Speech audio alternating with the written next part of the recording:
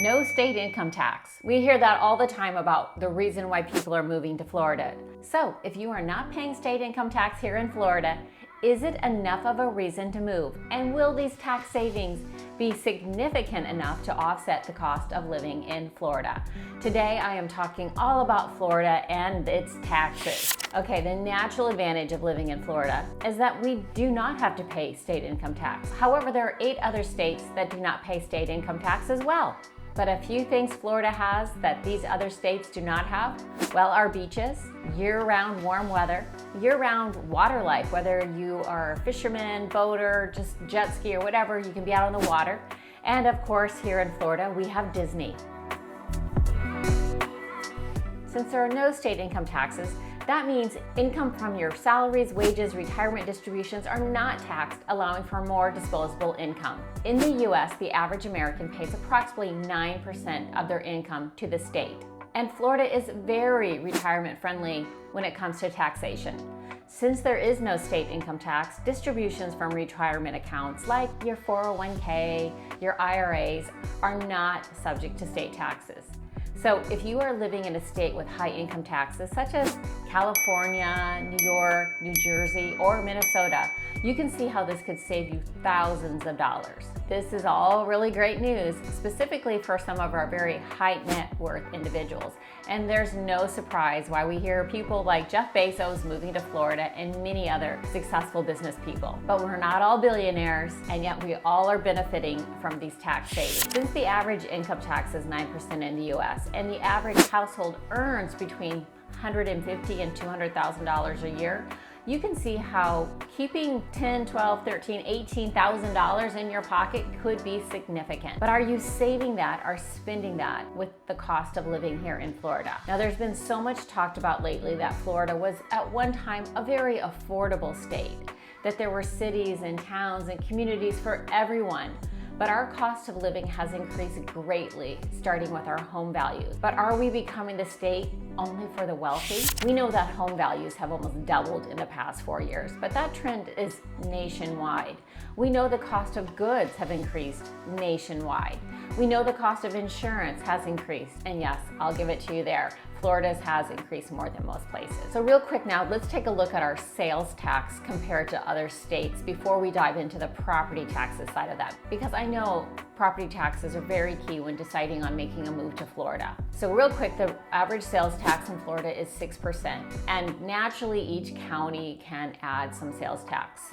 So here in our Sarasota, Manatee County area, it's about 7 to 7.5%, and this is just slightly higher than national average, but lower than many states, including California, Tennessee, Rhode Island, Minnesota, and others.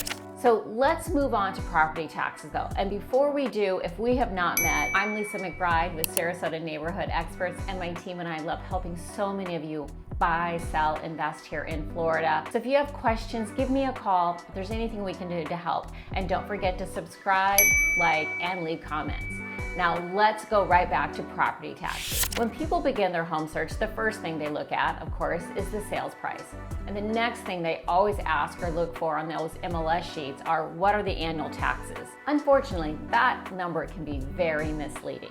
You can look at homes side by side in the same neighborhood and even priced the same, and the amount that the homeowner is paying in taxes can be thousands of dollars or difference.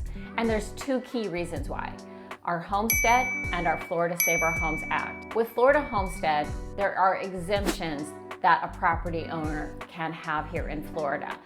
But this has to be your primary residence, and primary means that you live in the state for 6 months and 1 day, and that you do not have another home in any other state that's homesteaded. The exemption on the primary residence is a reduction in the assessed value of $50,000. Now, one thing I want to add here is one spouse cannot have a home homesteaded in Florida and the other spouse a home in another state. So I've had that asked before, so just want to clear that up. So let's talk a little bit real quick about assessed values. Assessed values and just value of a home are 2 separate things. Just value of your home is the value you paid for the home, or the recent purchase price, or fair market value. Assessed value is the value county appraisers put on your home at the beginning of each year when it's reassessed. When purchasing a home, the new assessed value will be calculated the year following your purchase. Assessed value is typically calculated at about 90% of the just value. So for instance, if you're buying a $600,000 home, times it by 90%, then your assessed value is $540. Now, if you're Homestead and you have a $50,000 tax exemption, your new assessed value will be $490. Now, there's other exemptions, and to find a complete list of exemptions, check out this website. Another factor to keep in mind in Florida with our Save Our Homes Act, it limits the annual increase in the assessed value of homesteaded properties to no more than 3%. And that is significant here. So as I said, if you have two homes on the same street that are listed at $600,000 and one says the taxes are $3,200 and the other one is $5,200, that's quite a variety. Here's might be why that is happening. First, seller A may own this home for 8 years, has always had it homesteaded. His property values never increased more than 3% year over year.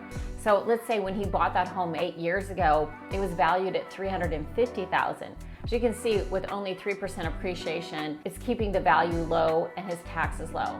Now, seller B that has the $600,000 home may have only owned it 3 years. It may be a second home, and the values keep increasing higher and higher, and his taxes are going to naturally be higher.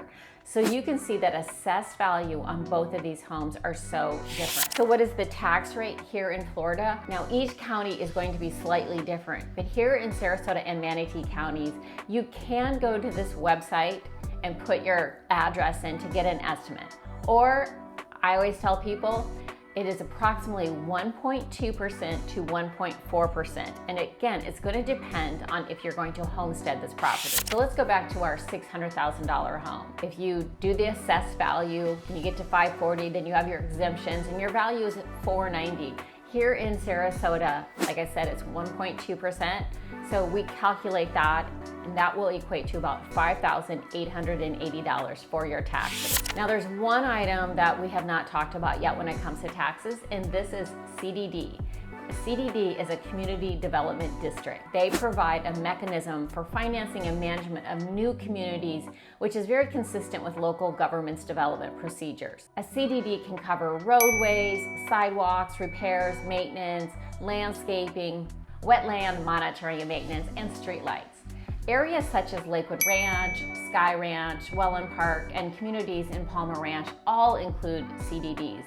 And the CDDs are paid with your tax bill, and they can add $200 to $300 a month to that tax bill. Now, when properties change ownership, Florida law requires that property appraisers remove any exemptions and reassess the property, as I said, on January 1st. So you can see there's many reasons why people do like Florida for the tax advantages, from our Save Our Homes Act to the no state income tax and to no tax on inheritance here in Florida. There's many tax advantages.